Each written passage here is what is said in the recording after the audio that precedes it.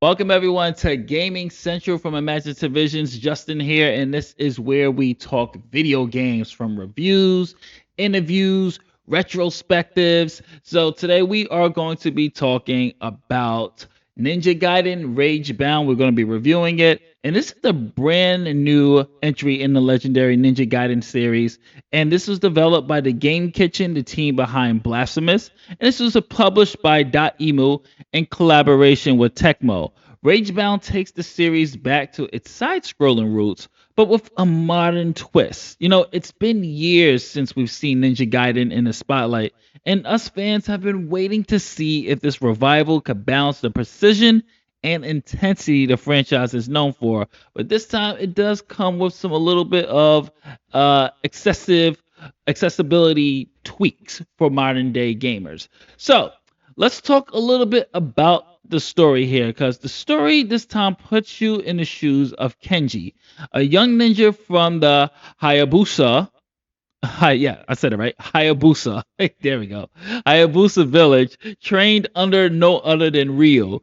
And when demons invade the village, Kenji is forced into a reluctant alliance with Komori. She is part of the rival Black Spider clan. And during a desperate battle, their souls fuse together, creating a bond that not only drives the narrative, but also shapes the gameplay. This partnership unlocks new abilities. You have Komori's barrage of abilities such as teleportation skills and the devastating ragebound arts that serve as the screen's clearing finishers. The chemistry between Kenji's determination and his earnest and Komori's sly adds with her personality and heart keeps the story really engaging, especially with the plot.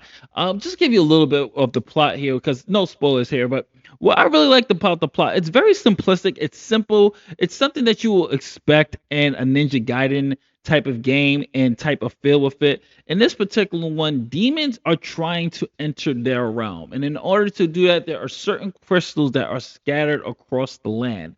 So it's up to Kenji and Komori to kind of stop the demons and get to the crystals first, so the big boss does not go into their land. That's keeping it very vague, because there's actually some really good characterization. And for me, being an old school head back in the days in the 90s, we didn't really get as much in-depth characterization in our side-scrolling action games as you're going to see here.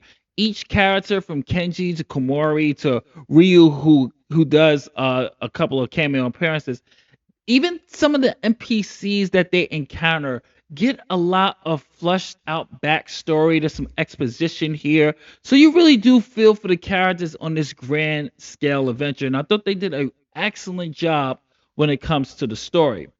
Now, let's talk a little bit about the gameplay, because this is where Ragebound truly shines. Combat is fast, fluid, and relentless.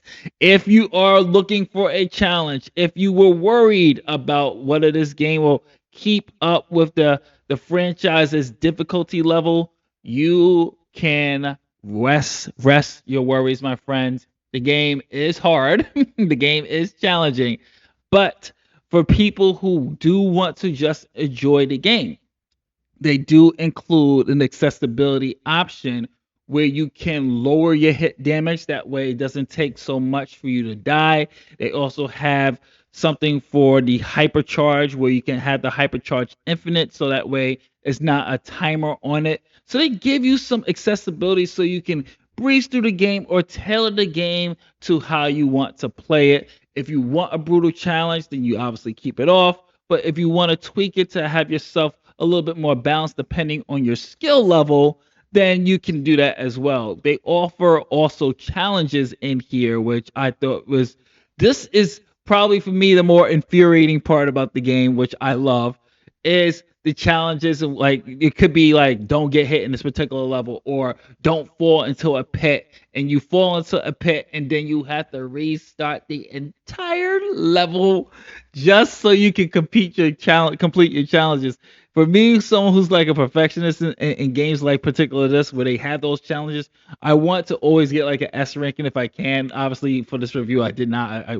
I just played what I had to do and call it a day. But when I go back, I will definitely be going back to do more of the challenges here.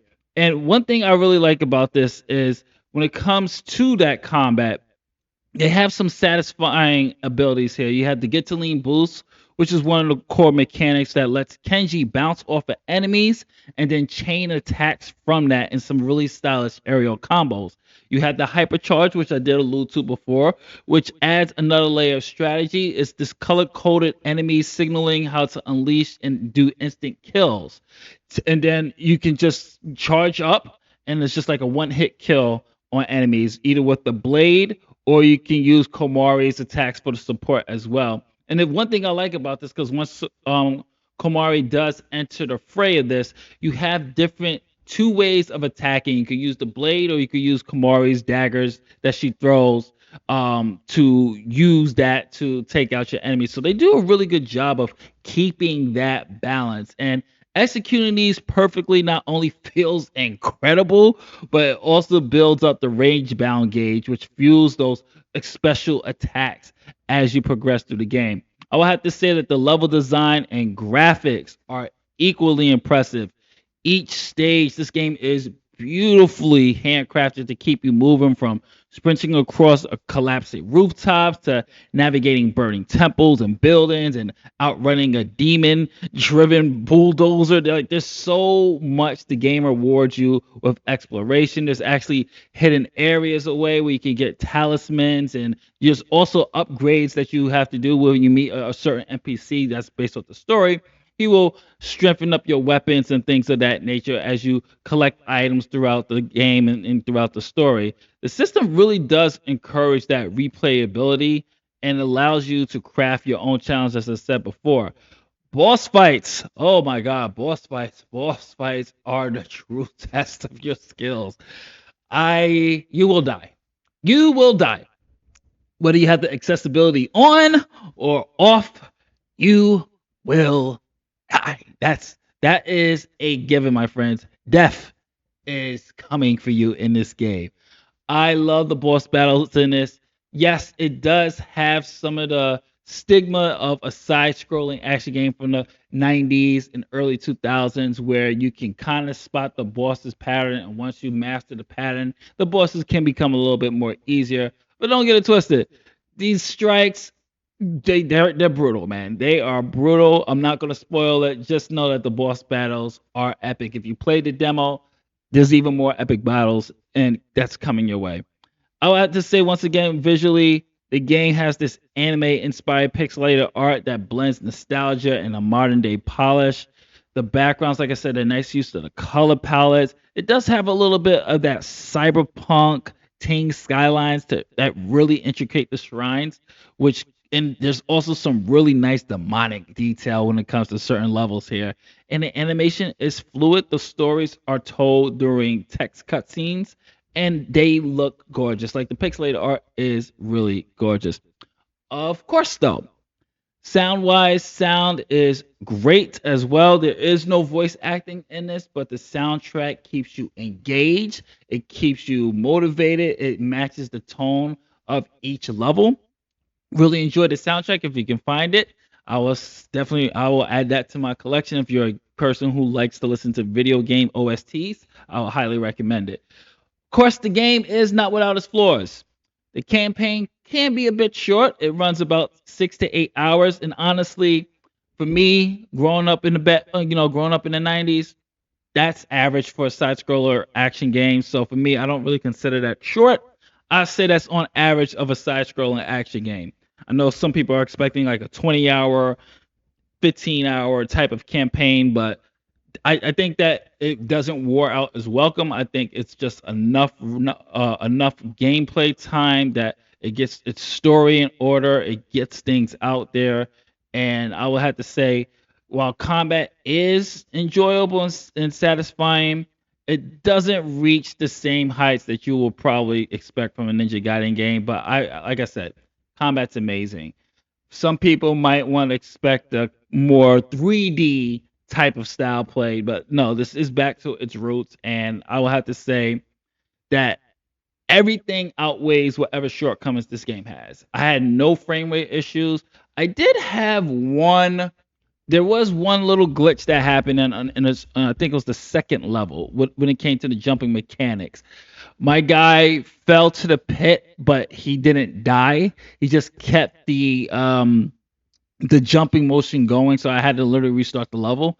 But that was like the only bug I really encountered throughout my whole playthrough.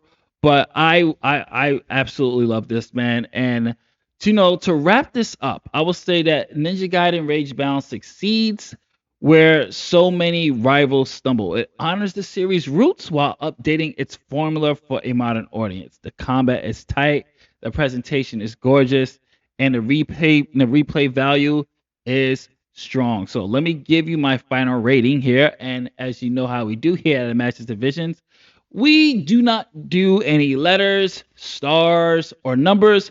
For our gaming, we are going to be introducing the power bar, my friends. But think of it as a health bar, as you can see here. So let me read this to you. So, Max Power Up is a must play masterpiece. Level Up, excellent, engaging, and rewarding. Checkpoint Reach, good, fun, but has a little bit of flaws. Low health, weak, struggles to deliver. Game over, absolutely skip it, not worth your time. I'm going to give Ninja Gaiden Ragebound a level up. This is excellent, engaging, and rewarding. I enjoyed the hell out of this. I will suggest you definitely pick this one up. I really, really, really stress that this was such a fun, challenging game, my friends. So if you're up for the challenge, speedrunners, if you're up for the challenge, definitely play this one. And this is Justin from ImagineDivisions.com for Gaming Central. What did you think of Ninja Gaiden Ragebound or with Ninja Gaiden? I don't. There's too many. There's a lot of pronunciations. Everybody has a different pronunciation for it. So comment below. Let me know. Hopefully we earned your subscription, and if we did, please hit the like button, subscribe button, and notification bell. I will be back with more video game reviews. Stay tuned here on Imagine Visions YouTube channel, but also you can catch the written review at ImagineToVisions.com. Later days.